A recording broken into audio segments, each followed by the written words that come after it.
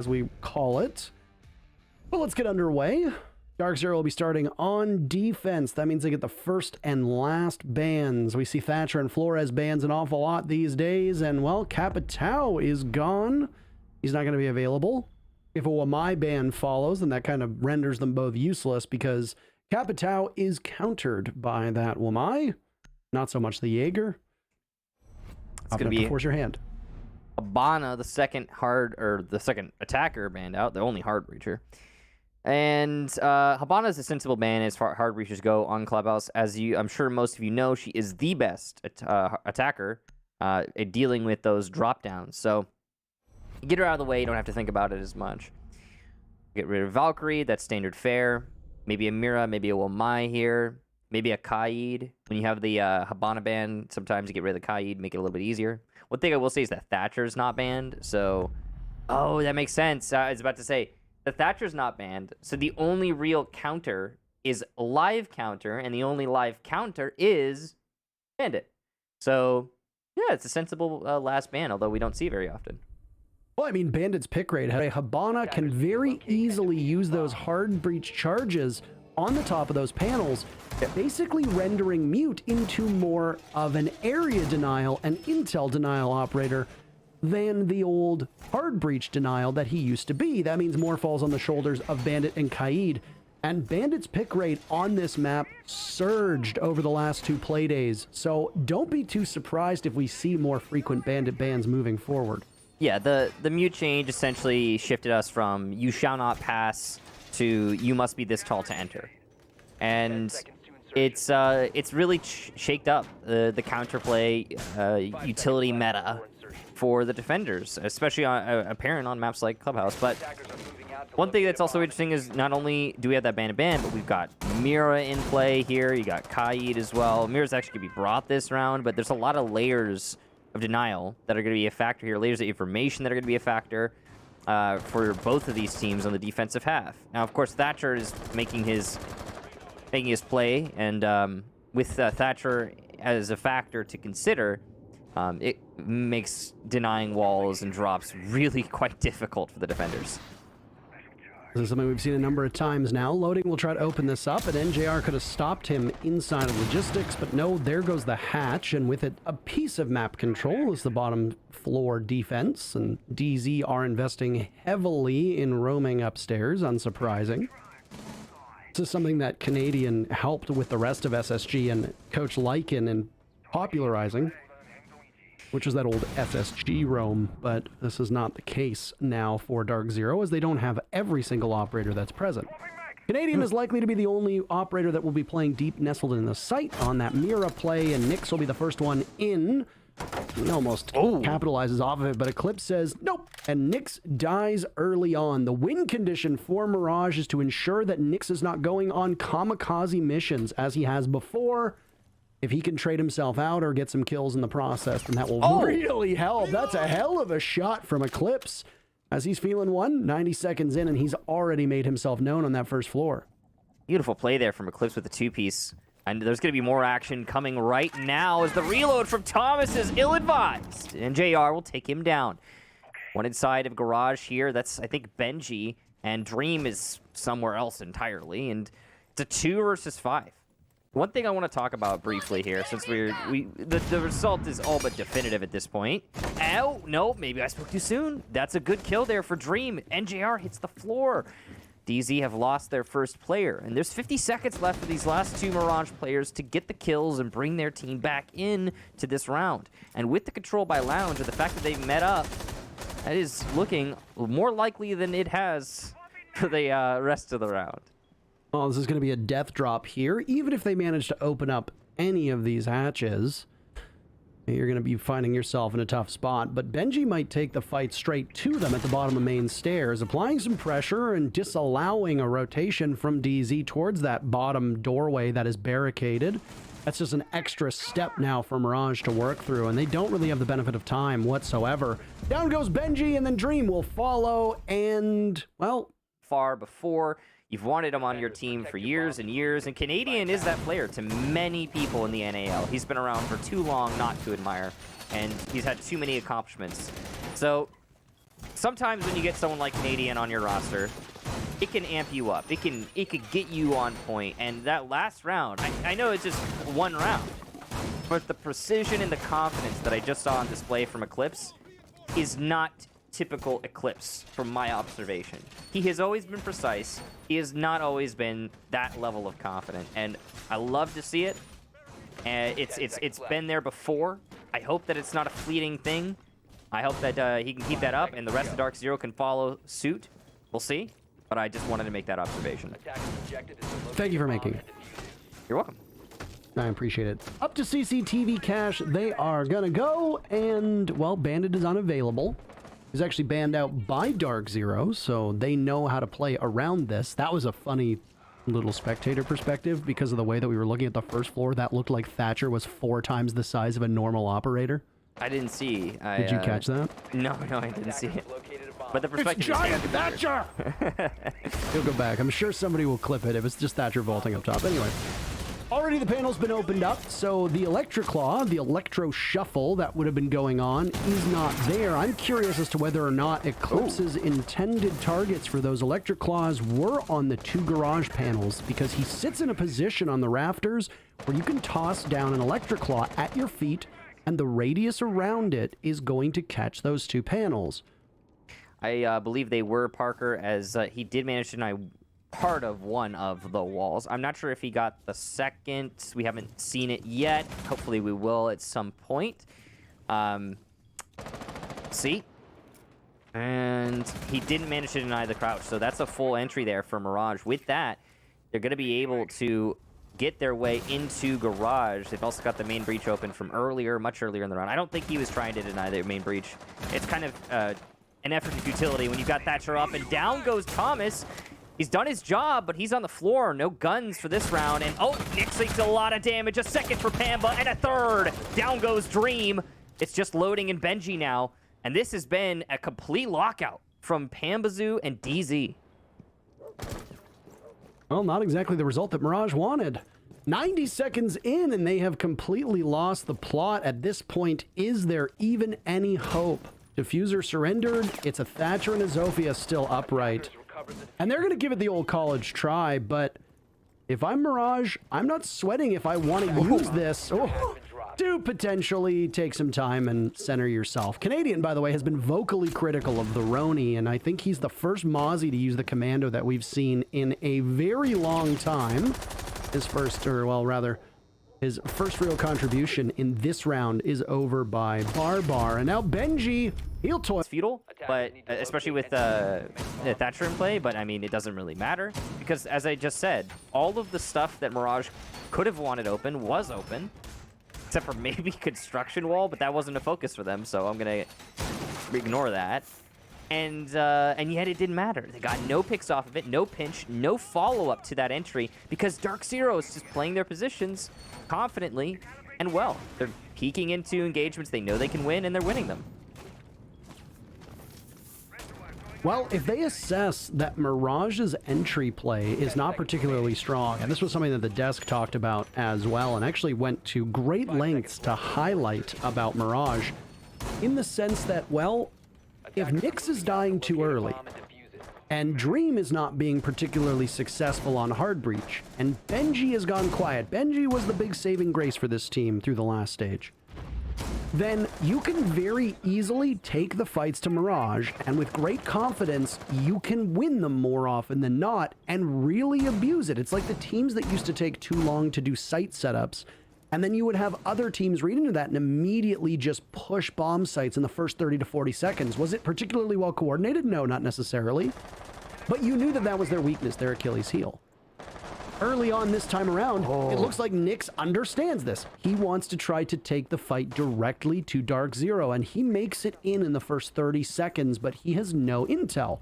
He's going to be playing off of himself and himself alone on this gym bedroom defense. I love the setup that we're seeing from DZ, by the way. I just have to highlight it while I have an opportunity to do so.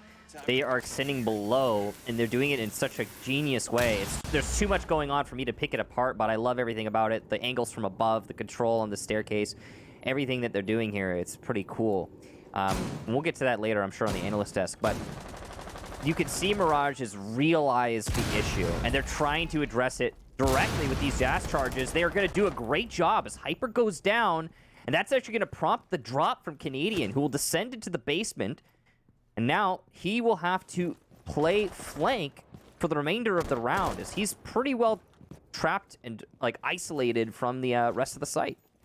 Hyper's been quiet so far through these 3 rounds, and he was the first pick there, so obviously he's not going to be able to exert his influence on this round whatsoever, but the flank from Canadian could be incredibly important, especially if there are gaps for Mirage, and we saw it, actually, in the Mirage matchup against Space Station on day 1. There were times where Mirage were having some significant stumbles with being able to coordinate, especially through the mid-round. DZ no doubt read into this, so if they can hold things together and not bleed through their numbers, which, of course, when you bleed through your numbers, it puts your opponent in a major advantage for flank watch, then, hey, you might be well-suited to deal with it. That's just a lousy gun not doing enough work to Benji. That should have been, with almost any other weapon, a kill for Pambazoo. But there goes Dream. All right, NJR finds 2. He takes the fight right to construction. A third one is within his grasp. Set the window. Peek, peek, peek. There you go. You got it. Walk away. NJR showing exactly why he was such a hot commodity, and there goes Thomas as well. Mirage were able to wrestle that first kill away, but now they have surrendered every single one since. Other than getting Pambazoo, NJR finished off Benji literally on 1 HP. He's inside of construction with 10 seconds to go or thereabouts. Diffuser is not within his grasp. Canadian still lurking below, but Eclipse was posted up watching the doorway, and it's a perfect 3-site rotation for DarkZero. Yeah, that was the first round where we saw even a pick. You're being pedantic. Exactly, you have to be pedantic to draw that distinction, frankly. Oh, okay. Or you have to be a specialist in a field where it's relevant. Neither of us are linguists. We don't talk about that kind of stuff, so... Anyway, it looks like right now we are going to see a different setup from DarkZero. So if they worry that Mirage has read into this at all, well, that won't be the case, because the heavy roam that DarkZero brought back in round number 1 is gone. Instead, their lineup is full of chunky boys and chunky girls, because Mira's in there as well. They're going to be bringing Echo, Smoke, Kaid, Jaeger, and Mira, which suggests to me that they are going to be playing a pretty typical defense here on Clubhouse. Waste time.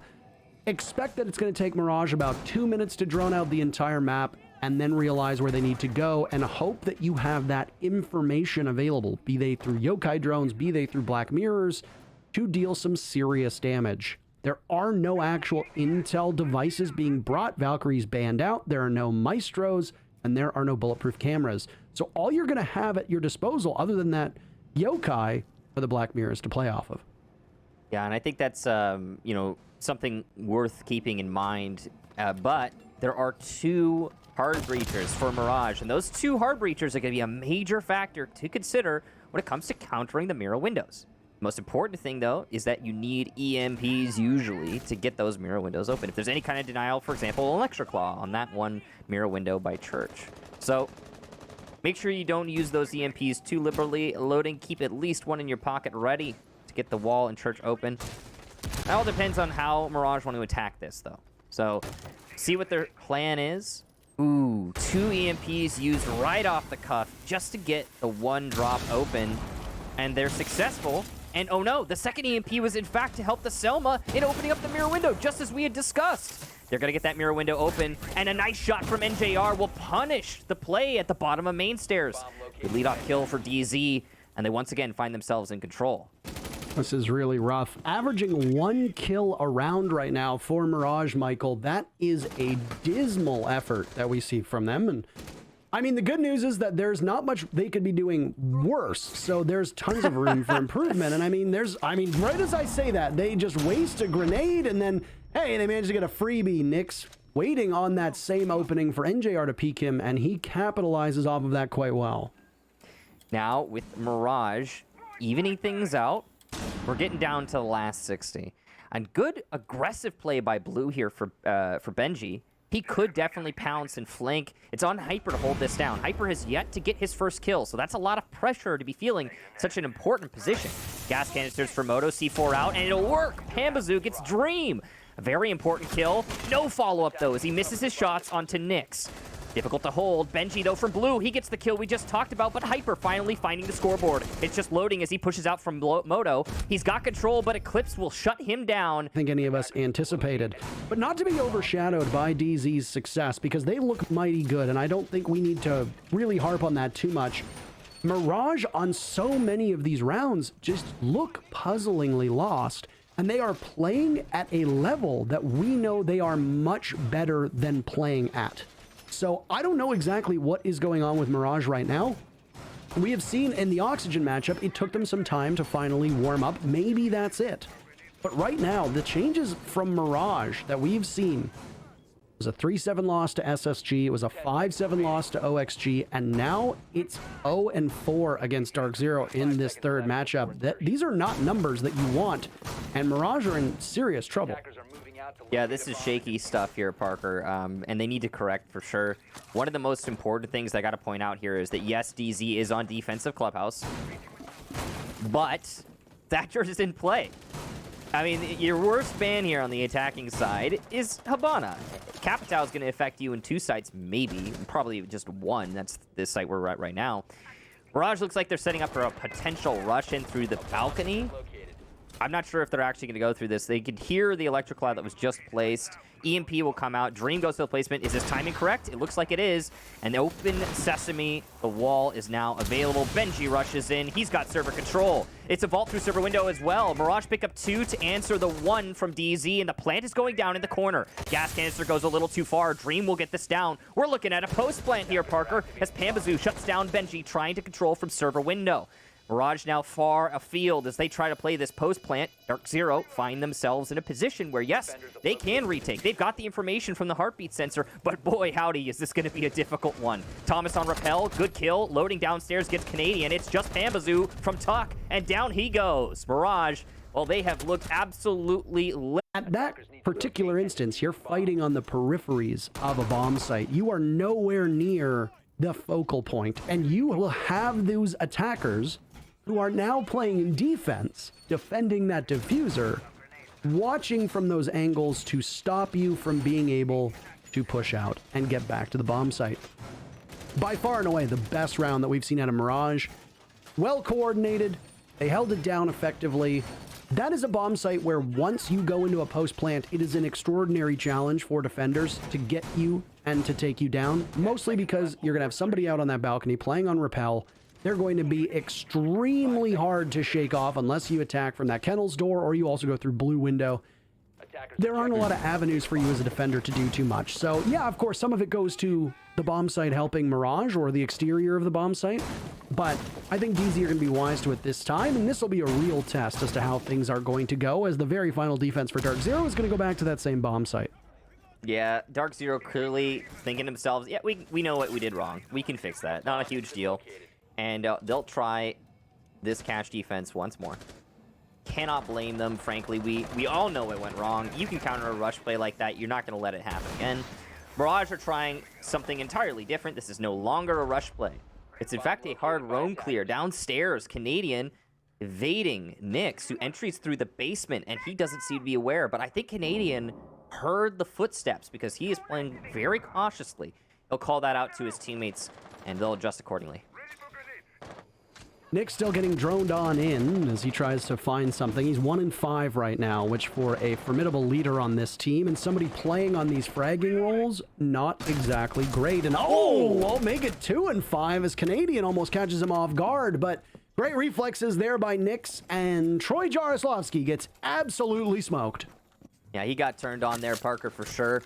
I'm surprised he lost that fight. Frankly, it's an odd angle, especially with someone as small as an Ash. Sometimes you could just barely see the shoulder. It's probably what happened to Canadian, though. We can't see his perspective. I'm just trying to, explain the smokage. So, DZ now a man down. But half the round has transpired. All the angles are open for Mirage as well. There's a good bet here that Mirage could be able to turn this into a second, but here comes DZ with the frags, picking up 2 to answer the 1 from Mirage earlier.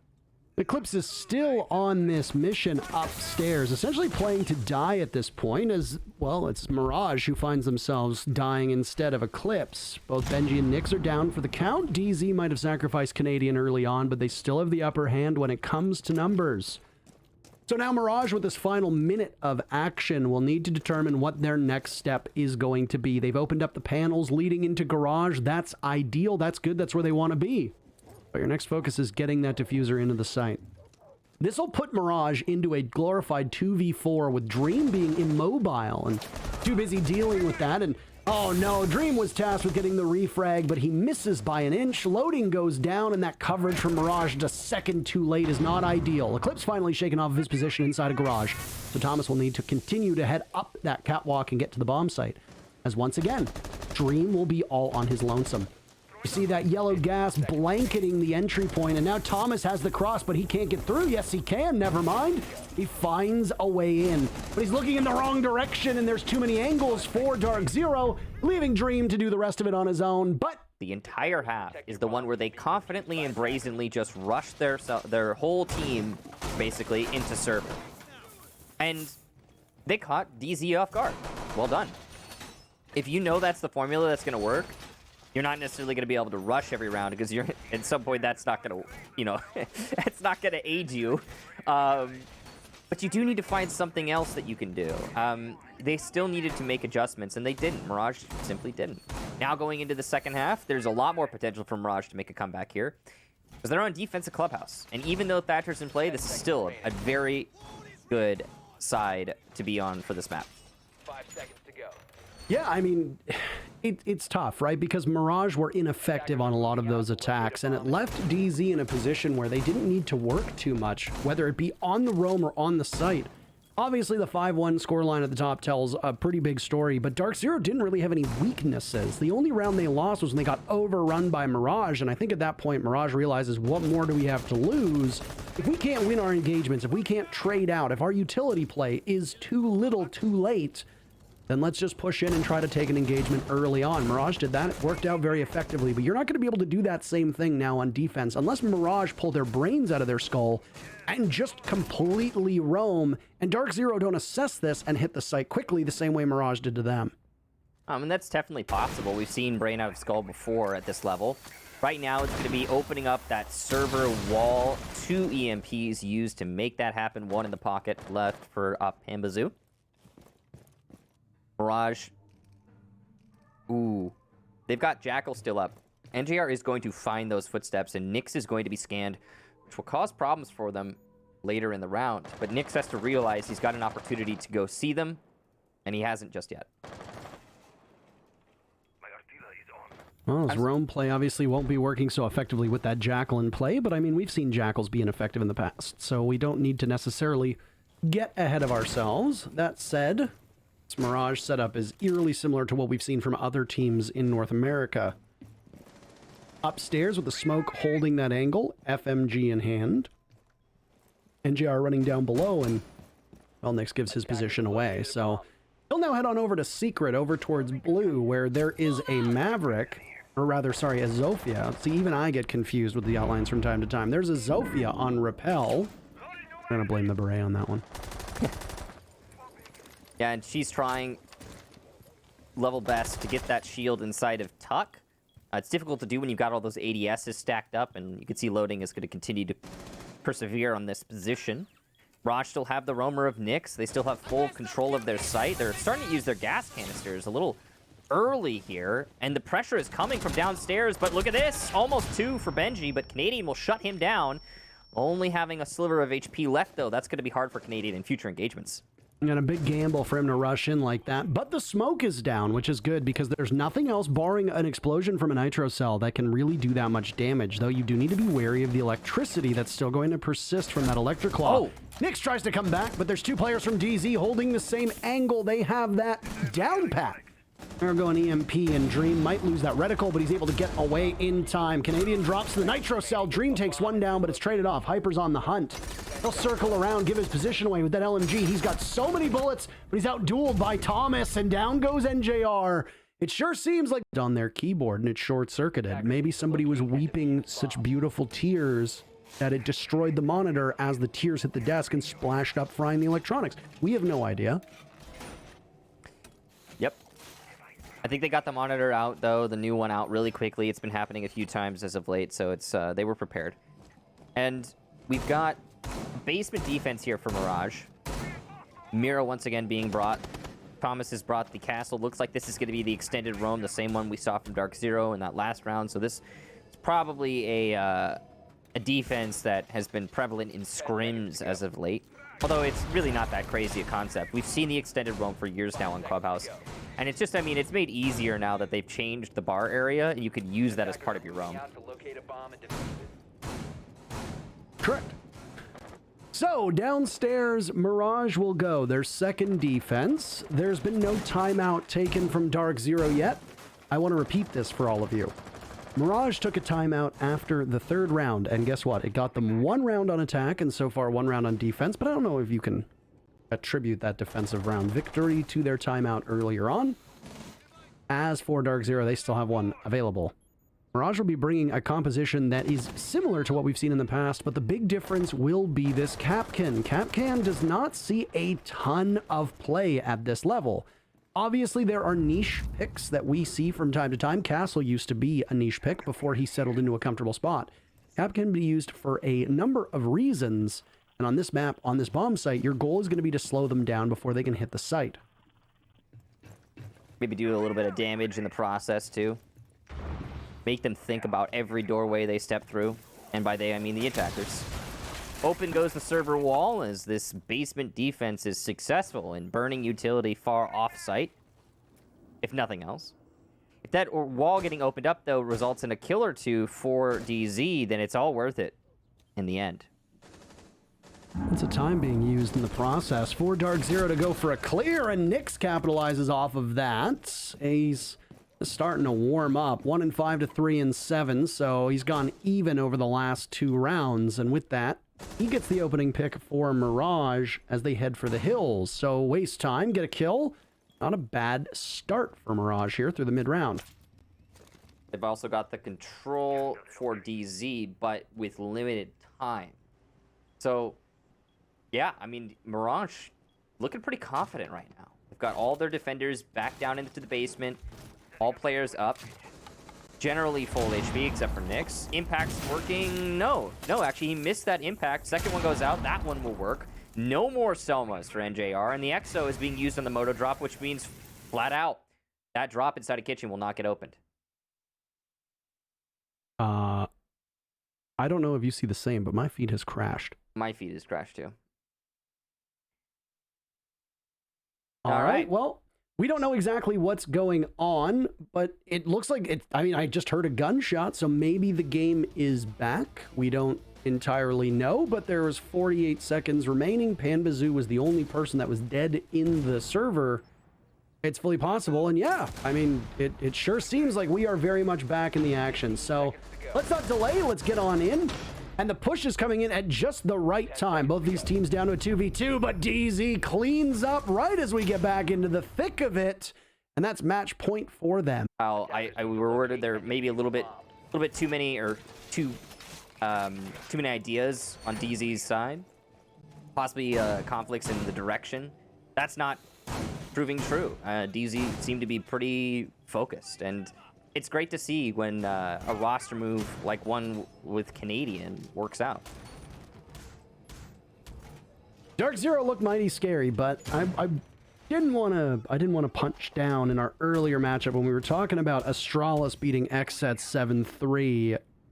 When one team is not quite up to the same level as another team, there is a challenge that we have and observers have to contextualize the results of a matchup. Right now, Mirage are almost comically the same rank as DarkZero, despite the fact that DarkZero has not played a single matchup. Mirage are 0-2 with 0 points, 8 rounds won over those 2 matchups, and 14 rounds lost.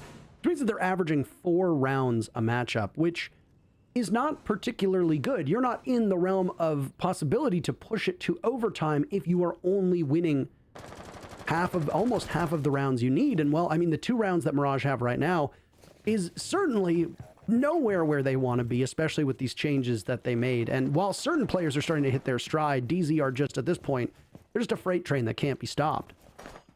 Yeah, they're looking really solid. And you called it at the beginning, Parker. Canadian, as an individual, he's not getting all the kills, but you can bet your bottom dollar that he's playing a large role in the coordination and precision that we've seen from DarkZero so far through this map. There's the leadoff kill. Goes to DZ. Down goes Nyx. Nyx has been the early death for his team, whether on attack or defense, many of these rounds. And he's causing problems in his inability to be potent as a fragger. And we've seen for this from him before. If Nyx is popping off, then Mirage is absolutely in firm control. But when he's not, there's problems. And it puts more pressure on players like Benji to pick up the slack. Heading into this matchup, Nyx was actually a perfectly even 5-5 on entry. So that's not exactly a bad statistic. And even though the desk talked about it, now we focus on it as Eclipse goes down and Mirage answers back.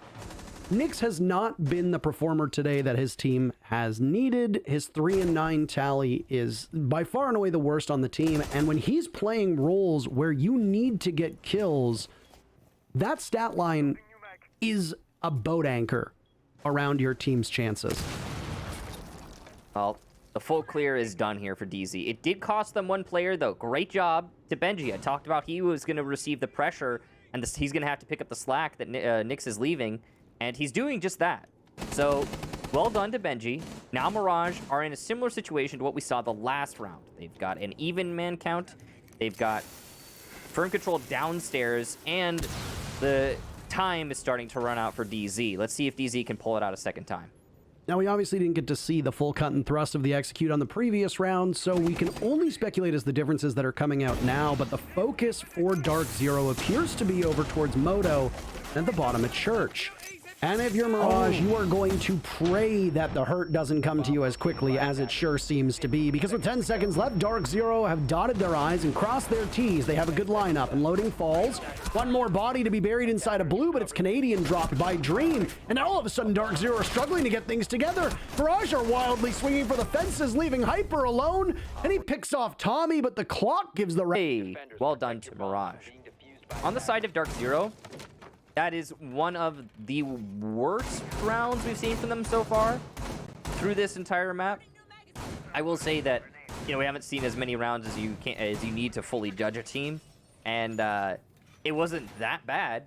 It was just poor use of the clock, frankly. We saw the drop starting to get opened up around 40 seconds, and the execute coming in 30.